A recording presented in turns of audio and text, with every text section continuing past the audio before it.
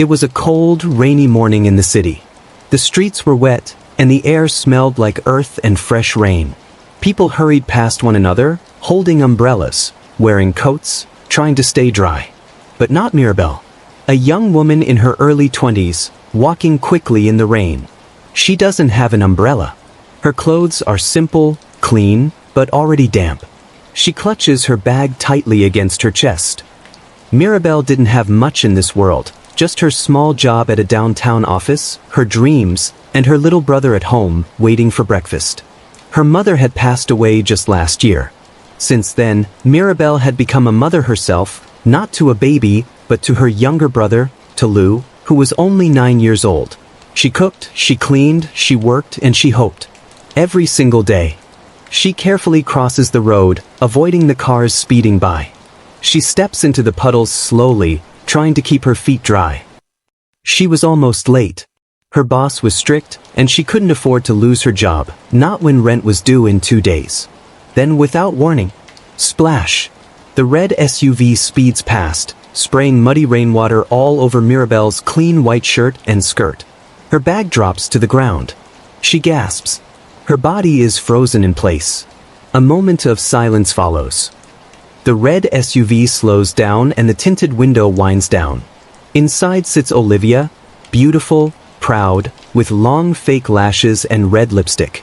She smirks as she leans toward the window. Why don't these low-life people know how to walk properly? Look at you all soaked now. Pathetic. She rolls the window back up and drives off, laughing. No, I'm sorry. No kindness. Just cold words and a cruel laugh. Mirabelle stares at the car as it drives off. Her hands shake. Her eyes begin to fill with tears. She picks up her bag, drenched and heavy, and takes a deep breath. Mirabelle wanted to cry, not because of the water, but because life had been hard for too long. But she didn't. She wiped her face, held her head high, and walked on.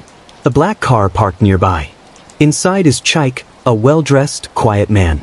He had seen everything. He says nothing, but his eyes narrow as he watches Olivia's car disappear. He saw it all. And while Olivia thought she got away with it, she had no idea who had just witnessed everything she did. Time stood still for a moment.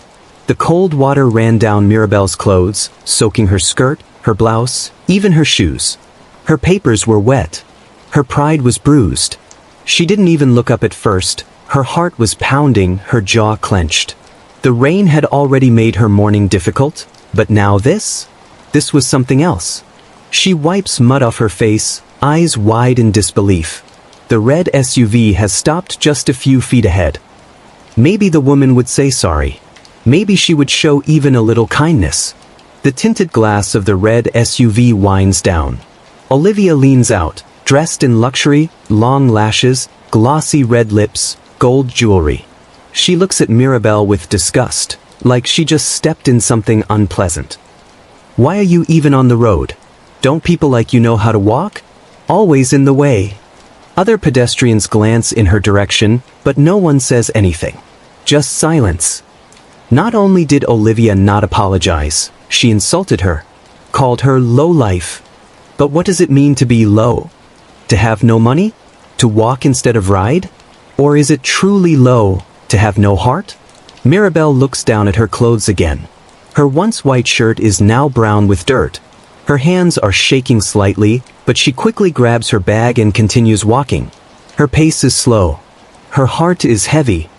Mirabelle walking to the office, eyes forward, teeth clenched, trying not to cry. Mirabelle didn't have time to feel sorry for herself. She couldn't stop. Because someone was depending on her. Because even in pain, she had to keep moving. He had watched the whole thing. The splash, the insult, the pain in her eyes. And something about it stirred something deep in him. Not just pity, but admiration. She didn't scream. She didn't curse. She simply walked on. Chike quietly starts his engine and begins to follow Olivia's red SUV at a distance. The woman in the red car had driven off laughing. But what she didn't know was that someone powerful had just started watching. Chike wasn't the type to talk too much. He didn't chase fame. He didn't care about the spotlight.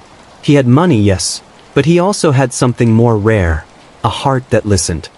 He watches as Olivia's SUV disappears around the corner, her laughter echoing faintly behind her. He had seen her, the one in the red car. He knew her name, Olivia, daughter of a powerful politician, a beauty influencer with over 1 million followers. But to Chike, all of that meant nothing, not if it came with pride and cruelty.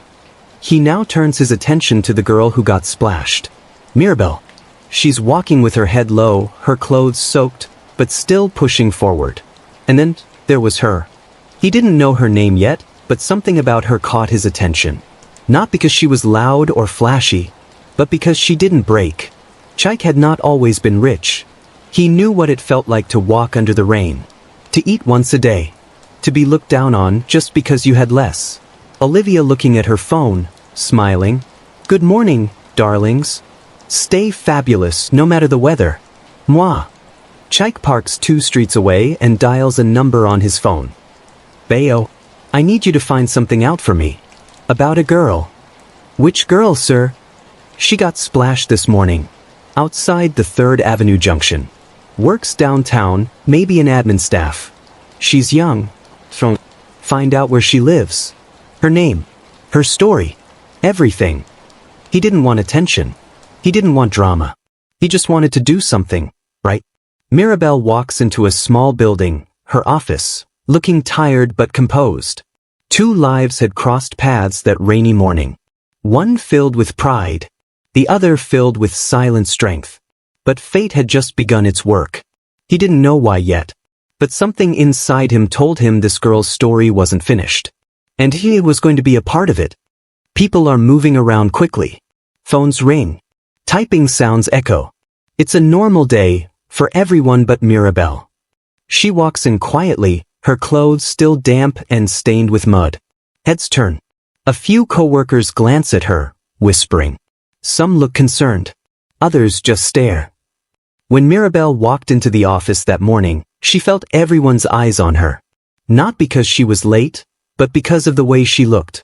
Wet, dirty, broken. She heads straight to her desk, keeping her head low. Her bag drips slightly. Her hands shake as she opens her drawer. Her boss, Mr. Johnson, a stern but fair man in his late 50s, walks over. He pauses, looking at her appearance from head to toe. Mirabelle, what happened to you? She hesitates, then takes a deep breath. Tears threaten to fall, but she swallows them back. Her voice is soft but steady. I was walking to work, and a car, a red SUV, it splashed dirty water on me. I didn't see it coming. Mr. Johnson's face softens a little. He looks at her kindly, nodding slowly. I see. Was it an accident? She shakes her head slightly, her eyes lowering. She laughs, sir. She even called me a lowlife, like I didn't matter. There's silence for a moment. Mr. Johnson sighs deeply. Go to the attendance room. Take a fresh outfit. We keep extra uniforms there for emergencies. Clean up, then come back to your desk. You're not in trouble. Mirabelle blinks in surprise. She nods quickly. Thank you, sir. She walks away slowly toward the attendance room. Her coworkers continue watching. One lady tries to smile at her, offering a tissue. Mirabelle accepts it silently. Inside the attendance room, Mirabelle changes into a simple, clean outfit, navy blue skirt and a white blouse. She wrings her wet clothes out into a bucket and places them in a plastic bag. In that small room, standing alone in front of a mirror, she stared at herself. She didn't see dirt anymore. She saw strength. She brushes her hair, wipes her face, and takes a deep breath. She had survived worse. And she had a brother depending on her. This would not break her. She steps out of the room, looking more composed now. Her coworkers seemed to respect her a little more, perhaps not for how she looked, but for how she carried herself. Back in the office, she sits back at her desk and begins typing again, slowly getting back into work. Chike in his car, parked in a quiet alley. His phone buzzes, it's a message from Bayo. Sir, I found her. Name, Mirabelle Okafor. Lives in Ajayi Street. Lost her mother last year. Takes care of her younger brother alone. Chike reads the message, then puts his phone down, looking through the windshield with a faraway expression. Her story had just begun to unfold. And now, someone was listening. Chike sits at his desk, reading the report Bayo just dropped off. Some people pass by the hurting and pretend they didn't see. But not Chike. He didn't just see what happened to Mirabelle. He felt it. Bayo, Chike's quiet and loyal personal assistant, stands across from him, hands behind his back, waiting as Chike flips through the pages. Chike, reading aloud. Mirabelle Okafor, 22 years old. Lives at 16 Ajayi Street. Lost her mother to illness last year.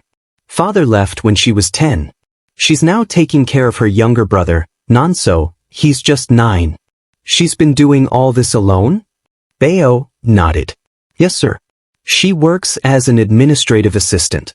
Small pay. No extra help. Yet, she never complains. Everyone says she's respectful. Hardworking. Quiet. Chike leans back in his chair, placing the file gently on the table. He looks out the window for a moment, lost in thought. The world never seemed fair. Why did people like Olivia, born with everything, choose pride? And why did girls like Mirabelle, with almost nothing, still stand tall? Chike turns back to Bayo, his expression now full of determination. She didn't ask for pity, but that doesn't mean we should look away. Bayo nods silently. I want to help her. Quietly. No one must know it's from me. Yes, sir. What should we do first? Start with food. Good meals delivered to her home every evening. No names. Just kindness. Then, find out if her little brother goes to school. If he doesn't, make it happen. Pay the fees. Uniforms. Books. And get her some support at home. Someone to help clean or run errands, so she has time to rest or dream. Bayo nods again, scribbling everything down quickly. Chike didn't know her. Not truly. But he knew the kind of pain she must carry. He had watched his mother struggle once too. Selling food by the roadside. Sleeping hungry just so he could eat. She deserves more. Inside Olivia's luxury beauty studio. The place is dazzling, gold mirrors, pink walls, ring lights, and shelves filled with expensive makeup products. Olivia is in the middle of filming a short beauty video. Hey glam dolls. Today we're unboxing another luxury lipstick. You know I only use the best. Her assistant, a girl named Lami, watches as Olivia swipes on red lipstick.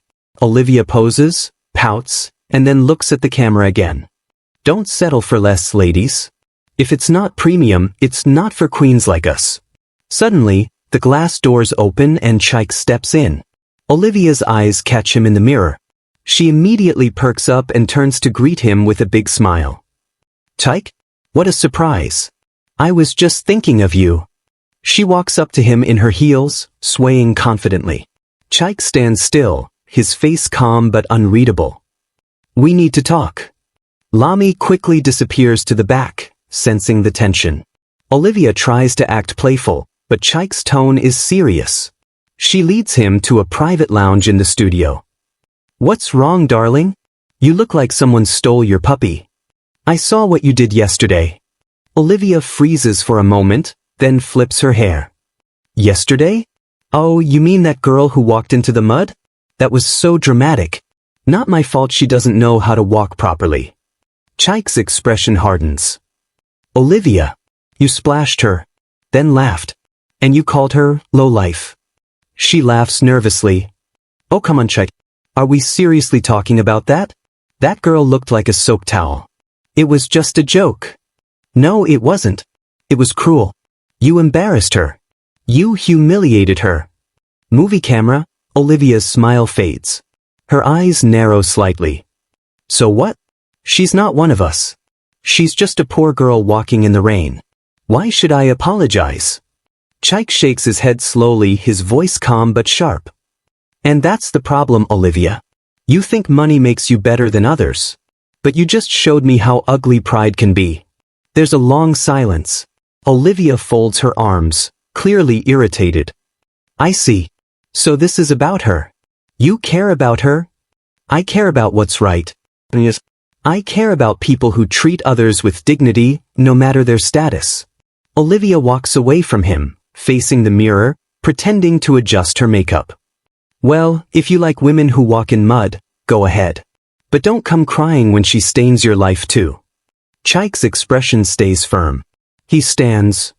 I'd rather be with someone real than someone wrapped in glitter and pride.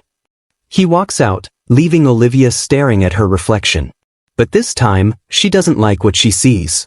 Pride can cover the face, but it cannot hide the truth. The sun is setting over a modest neighborhood. The small apartment building where Mirabelle lives looks worn but clean. Children play nearby. Clothes sway gently on a clothesline. Inside, Mirabelle is in the kitchen stirring a small pot of rice. Her younger brother, Nonso, about 9 years old, sits at the table doing homework. He looks up, frowning. Sis, is that all we have for dinner? Mirabelle smiles gently, hiding her sadness. Just enough to fill us up, little man. Tomorrow will be better. Suddenly, there's a knock on the door. Mirabelle pauses. She wasn't expecting anyone. She walks over and slowly opens it. At the doorstep is a neatly packed food basket, steaming jollof rice, fried chicken, vegetables, fruit juice, and a small note that reads, "For you, Joel, the friend." She looks around quickly. No one in sight. Nonso, running to the door. Wow, who sent this? Mirabelle picks up the basket, still confused. She looks around again before closing the door gently. They sit at the table. She opens the containers and the smell fills the small room. Nonso's eyes go wide. Sis, this is from heaven. They eat joyfully. For the first time in weeks, they eat until they're full. Mirabelle still looks thoughtful as she chews slowly. Mirabelle didn't know who sent the food. She hadn't told anyone about her day. But somehow, someone knew. And they cared. Later that night, Mirabelle lays in bed beside her brother. The room is quiet except for the sound of a small fan. She stares at the ceiling, holding the note in her hand. Mirabelle whispers, "Thank you, whoever you are." Bea walks in, handing Chike a small notebook where details of the delivery are recorded. Food delivered successfully, sir. She looks surprised, but happy. Good. Let's do it again tomorrow. Yes, sir. Anything else? Yes. Has her brother resumed school? He's attending a public school nearby, but they're behind on fees. Handle it. Quietly. Books, shoes, and whatever else he needs. Let her think it's from the school or a church outreach. No names. He couldn't save his own mother from her struggle. But maybe, just maybe, he could save another woman from hers. Back in Mirabelle's home, the small kitchen is tidy. Empty food containers sit washed on the rack. The smell of joy still lingers in the air. She opens her Bible quietly, reading a psalm about kindness and provision. A small tear rolls down her cheek, not from sadness this time, but from hope. Sometimes, the smallest kindness feels like a miracle. In Olivia's luxury apartment, she's seated in her living room, scrolling through her phone while sipping a smoothie. Her perfectly manicured nails tap the screen as she glances through social media. She stops scrolling when she sees a video post of Chike smiling at a small community outreach event, giving out food packs and supporting small families. He's dressed simply, surrounded by people, laughing and talking. Olivia, muttering, "What is this now? Since when does Chike care about charity?" She scrolls through more photos. Chike looks genuinely happy, something she hadn't seen on his face in a while, especially not when he was with her. She slams the phone down, irritated. Lami, her assistant, walks in carrying shopping bags. "I just picked up the new designer bags you ordered, Ma. Keep them. Just put them somewhere." Lami blinks, surprised. Olivia rarely ignores new luxury items. She knows something is wrong. "Everything okay, Ma?" "No, everything is not okay. Chike is acting weird. Distant. And now, he's doing this whole help the poor show. For what?" Lami lowers her eyes, cautious. "Maybe he just wants to give back." "Oh please. Don't be naive. Men don't just start helping random people for no reason." She picks up her phone again, eyes narrowed in suspicion. He's hiding something. Or someone. In Chike's office the next day. He is seated, reviewing a list of future support plans for Mirabelle, discreet tuition payment, new shoes for Nonso, a monthly food package. Beo walks in with updates. All done, sir. Her brother's school fees are paid through the term. Teachers were told it's part of a government education support project. No one suspects anything. Chike nodded. Good. Let's keep it that way. Olivia now scrolling through Beo's profile. Her eyes narrow as she sees him tagged in a photo near Mirabelle's neighborhood. Ajayi Street? Why would Beo be there? She grabs her handbag and heads out with fire in her eyes. Later that day, Olivia meets a former classmate of hers at a spa. During their casual chat, she subtly brings up Mirabelle. Olivia, pretending to laugh. Have you heard of some girl named Mirabelle? I think she works in some dusty office downtown. I heard someone's been helping her lately, some rich man. Really? That name sounds familiar. I think she's the one who went viral in that short clip. Someone said she was splashed by a red SUV and didn't fight back. Olivia stiffens, the pieces coming together. Suddenly Olivia realized, the same girl she splashed with mud, was now the one silently gaining Chike's attention. She clenches her fist, rage building behind her eyes. If she thinks she's going to steal what's mine, she has no idea who she's dealing with. Olivia dials a number, preparing to dig deeper into Mirabelle's life. The war in her heart has just begun. Some people can't stand to see grace where they once threw dirt. In Mirabelle's small apartment, the morning sun peeks gently through the curtain. Mirabelle wakes up with a soft smile, a rare look of peace on her face. Nonso is still asleep beside her, hugging his school bag. She stretches quietly, rises, and walks to the kitchen. As she lights the gas to boil water, she notices a new food basket outside her door again. Fresh bread, eggs, milk, and cereal. Another note is attached. Keep going. You're not alone. She touches the note gently, her lips quivering with emotion. Thank you. Whoever you sent, thank you. Mirabelle walks in, cleaner than usual, in a decent second-hand dress. She looks different, hopeful. Her boss, Mrs. Okonkwo, looks up from her desk and raises an eyebrow. Mirabelle? Yes, ma. You look refreshed. I feel like things are turning around. Her coworkers look on, some whispering with surprise. She goes about her cleaning duties, quietly humming to herself.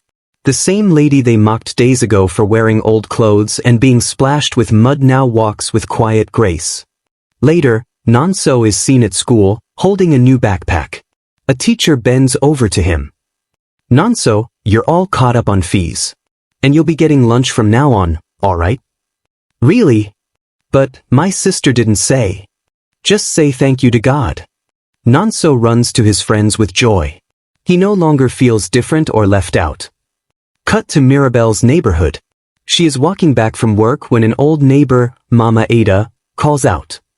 Mirabelle, you're glowing. Oh. What's the secret? I wish I knew, Mama. I feel blessed.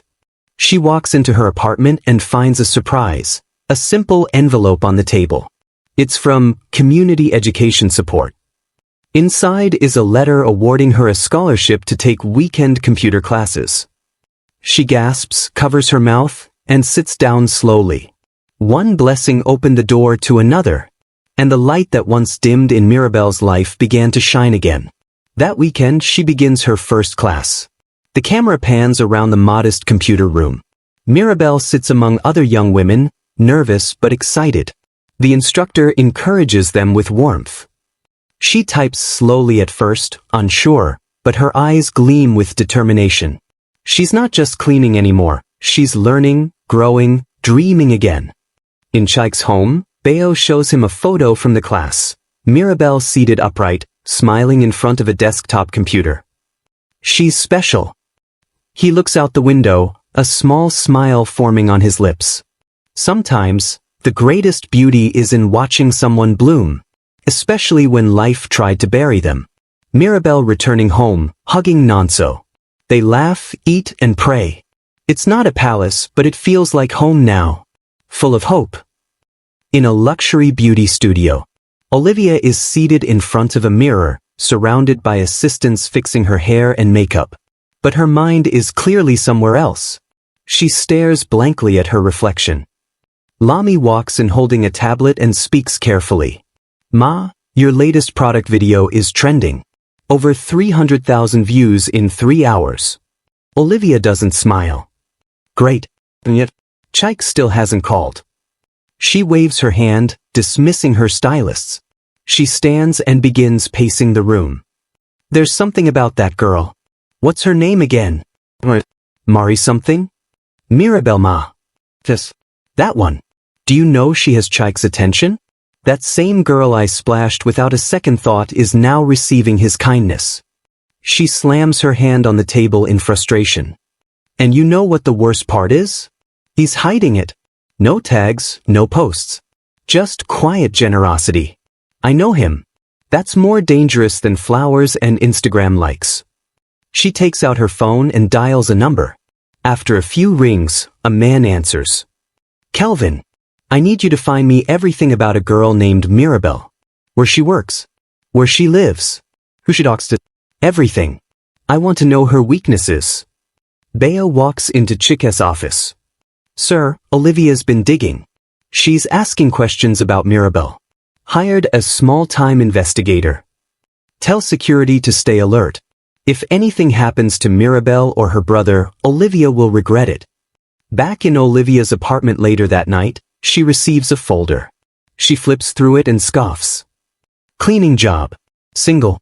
Lives with a brother. Dead mother. No father. This is too easy. She throws the folder aside, grabs her phone, and starts typing up an anonymous email. Mirabelle arrives early, smiling, only to find people whispering and staring. She notices her boss holding a printed-out email. Mirabelle, what is this? She hands her the paper. Mirabelle reads, accusations of theft, claiming she was caught, selling donated supplies from work, with a fake photo attached. Ma, this isn't true. I swear I would never. I know. I don't believe it. But someone's trying to hurt you. Be careful. Mirabelle walks out to the hallway, overwhelmed. Tears form in her eyes. Olivia watching a video ad on her phone. Mirabelle appears in the background of a charity event sponsored by Chike. Olivia smiles smugly. You're about to disappear, little Miss Cleaner. She doesn't realize that Chike is already watching and planning his next move. Some people rise by lifting others. Others fall by digging holes for the innocent. Mirabelle kneels in her room that night, praying for strength. It was traced, sir. Olivia's burner email. She thought it was untraceable. Chike doesn't flinch. She crossed a line. He closes the tablet, gets up, grabs his car keys, and heads out. The staff scramble to greet Chike as he enters. It's rare to see him here. Olivia, sitting in a white chair, flips her hair and smiles when she sees him. Finally. I was beginning to think you'd forgotten me. Chike doesn't smile. He motions for the staff to leave the room. Olivia's smile fades slightly. Why, Olivia? Olivia, pretending to be confused. Why what? You sent a fake email to ruin Mirabelle. You tried to get her fired. You targeted her brother's school. And you hired someone to follow her. Olivia stands slowly, defensive. She's a manipulative little rat. Can't you see what she's doing? Using her sad story to get your sympathy. No, Olivia. She's not using me. She doesn't even know it's me. I've been helping her anonymously because she deserves kindness, something you clearly know nothing about. Olivia's face hardens. She crosses her arms, her voice rising. And what about me? You said you loved me once.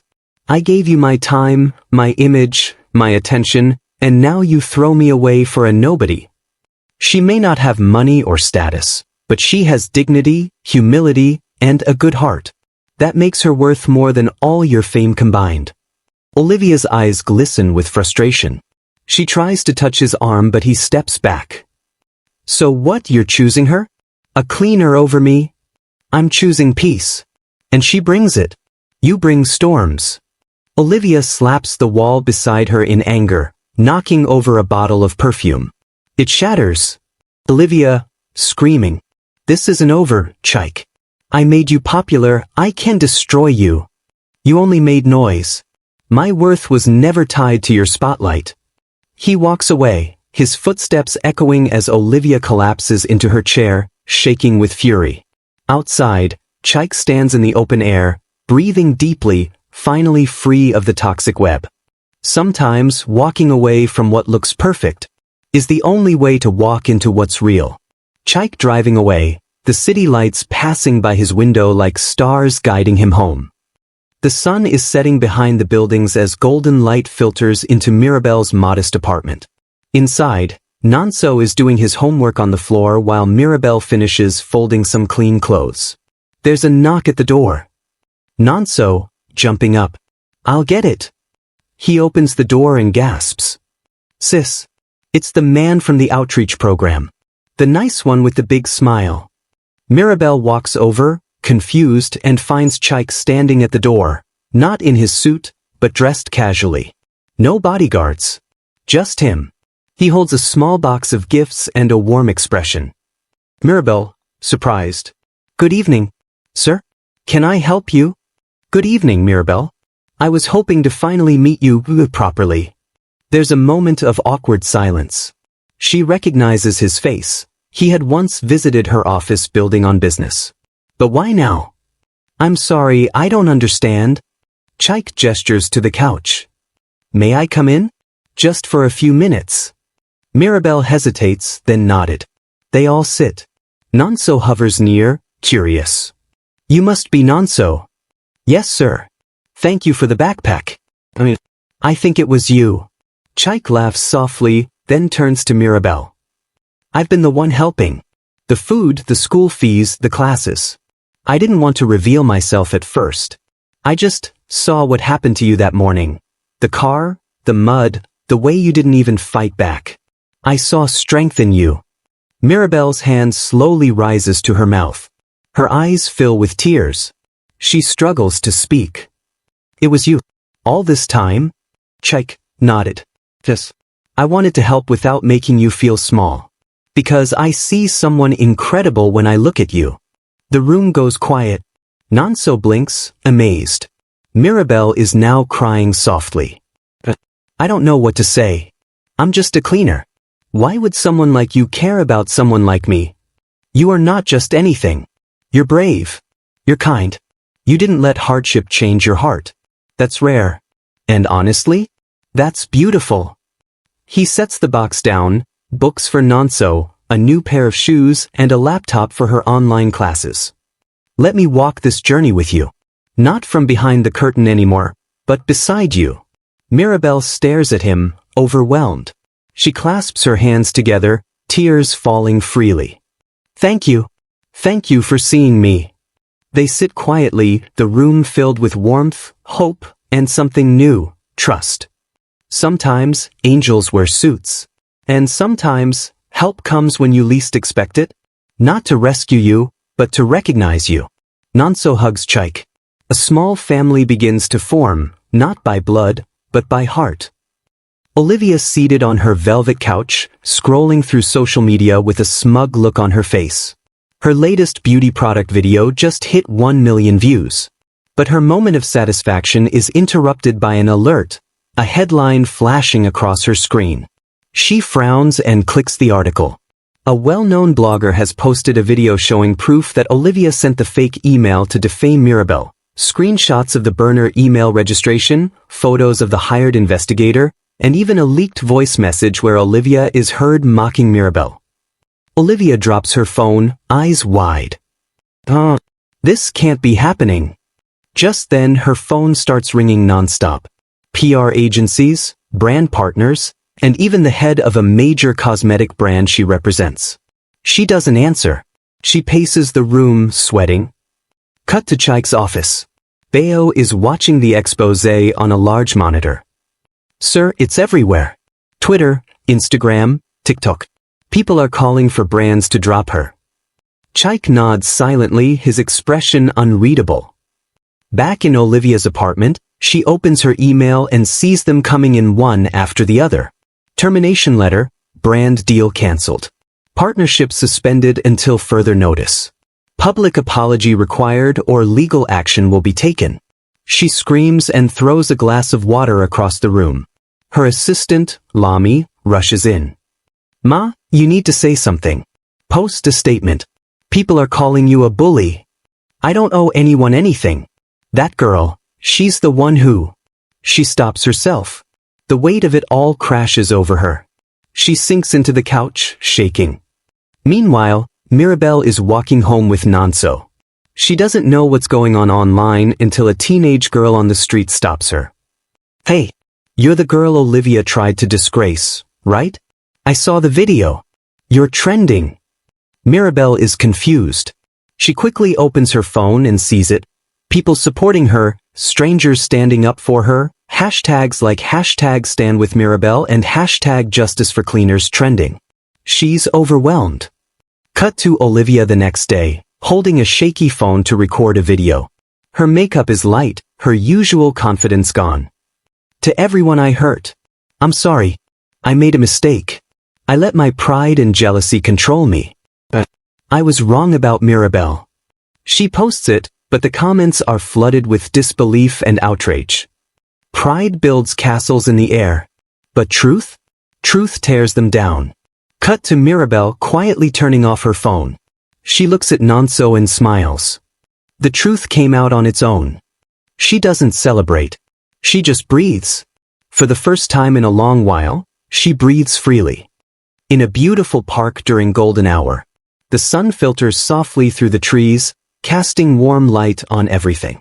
Birds chirp in the background. Mirabelle and Nonso are seated on a wooden bench near a lake, feeding crumbs to ducks. She looks peaceful, more peaceful than she has in a long time. Nonso, smiling. Sis, remember when we couldn't even afford bread to feed ourselves? Now we're feeding ducks. Mirabelle, laughing softly. We've come a long way, haven't we? At that moment, a gentle breeze picks up. Mirabelle looks ahead and sees Chike walking toward them, holding something behind his back. Nonso sees him too and jumps up excitedly. Chike! He runs to hug him. Chike ruffles Nonso's hair playfully and then walks over to Mirabelle. I hope I'm not interrupting anything. Not at all. Sit. He sits beside her. They both stare at the lake for a moment, enjoying the silence. How are you holding up? With all the attention, the news, the calls. I'm okay. A bit overwhelmed, but grateful. I never thought people would care about my story. They care because you inspire them. Because you're real. There's a quiet pause. Chike turns to face her. Mirabelle, I didn't just help you because I felt sorry for you. I helped because I admired you. Your strength. Your heart. The way you kept going when life kept knocking you down. He takes her hand gently. I've seen beauty in high places, expensive clothes, flawless faces, but nothing compares to the beauty of your soul. Mirabelle's eyes fill with tears. She stares at him, speechless. I don't just want to be the man who helped you. I want to be the man who walks beside you, who cheers you on, who stands by Nonso like he's my own. He stands up, reaches into his coat pocket, and brings out a small velvet box. Nonso gasps. Nonso whispers loudly. Is that a ring? Chike kneels. Mirabelle's hand goes to her mouth in shock. Mirabelle, will you marry me? Tears stream down her face. She looks at Nonso, who's practically bouncing with joy. She turns back to Chike. Mirabelle whispers. Yes. Chike slides the ring onto her finger. He stands and they embrace. Nonso hugs them both tightly. As they stand there, a family forming under the golden sun, a group of strangers nearby begin to clap. Someone has been recording, and the moment begins to go viral in real time. True love doesn't always arrive with flowers and fanfare. Sometimes, it shows up quietly with kindness, with courage, and a second chance at life. The atmosphere is calm, joyful, and filled with quiet elegance. Guests dressed in colorful attire are arriving. It's Mirabelle and Chike's wedding day. Inside a small dressing room, Mirabelle stands in front of a mirror wearing a simple but stunning white gown. Her hair is adorned with pearls, and her eyes shimmer with tears of joy. Beside her, Nonso adjusts his tiny suit proudly. "You look like a real-life queen, sis. I feel like I'm dreaming." A gentle knock on the door. It's Chike's aunt, now like a mother figure to Mirabelle. She enters and hugs her. "You deserve all of this and more. Your mother would be so proud." Tears fall down Mirabelle's cheeks. She nods slowly. "I hope she's watching wherever she is." Chike stands at the altar in a white and gold agbada, looking every bit the proud groom. The guests stand as music begins to play. Mirabelle walks down the aisle, arm in arm with Nonso. Everyone stares in admiration, not at her dress, but at her radiance. Chike's eyes well with emotion. As Mirabelle reaches him, he gently lifts her veil. They exchange smiles, a silent promise of everything to come. Today we witness the union of two souls brought together not by fate alone, but by kindness, courage, and the strength to rise above pain. As they say their vows, flashbacks roll across the screen, the muddy splash, the tears at work, the gifts arriving anonymously, Olivia's insult, Chike's quiet watching, and then their smiles, their shared meals, their laughter, and now, this. The officiant blesses the rings. They slip them onto each other's fingers. "I now pronounce you husband and wife." The crowd erupts into cheers. Chike kisses her gently, and Nonso pumps his fists in the air. The reception follows. Joyful dancing, children playing, and an atmosphere filled with laughter and food. Chike and Mirabelle sit side by side, holding hands as guests greet them. Even Mirabelle's former boss arrives with a gift and a proud smile. Olivia, alone in her apartment, watching the wedding online. Her makeup is minimal, her fame faded, but her face shows something new, quiet regret. She turns off the screen, sits back, and stares into silence. Chike raises his glass. To new beginnings, where love isn't measured by status or money, but by the heart. To Mirabelle, the woman who taught me what true strength looks like. Everyone raises their glasses. To Mirabelle. Mirabelle smiles, holding back tears. She whispers to herself, "Mama, we made it." Kindness always wins. Never look down on anyone, you don't know who's watching. Chike, Mirabelle, and Nonso walking together hand in hand toward a bright future. In a world quick to judge, remember? It costs nothing to be kind, but it could change someone's life forever. Subscribe to this channel for more interesting stories. Like, share and comment.